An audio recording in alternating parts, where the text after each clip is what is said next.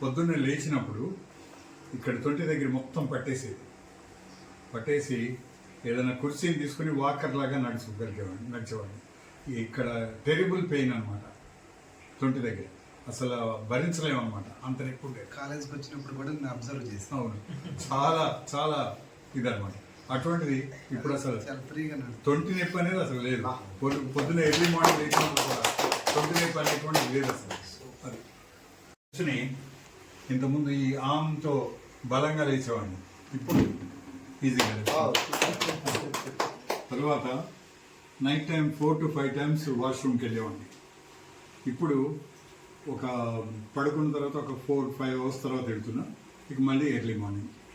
తర్వాత పడుకున్నప్పుడు వెంటనే నిద్రపడుతుంది, మళ్ళీ వాష్రూమ్కి వెళ్ళి వచ్చిన తర్వాత కూడా వెంటనే నిద్రపడుతుంది.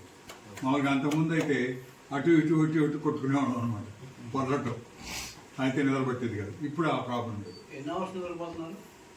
అబౌట్ 6 hours పైనే. అంతకుముందు 4 hours ఉండేది, ఇప్పుడు 6 hours వెళ్ళింది. ఇంకా కొద్ది రోజులు పోతే 8 hours అవుతుంది అనుకుంటున్నాను. Good sleep. Good sleep, deep sleep. తర్వాత ప్రొఫెషన్ నేను ఫార్మర్ని, ఆర్గానిక్ ఫార్మర్ని. అంతకుముందేమో ఎయిర్ ఫోర్స్లో పనిచేశాను, వింగ్ కమాండర్గా రిటైర్ అయ్యాను.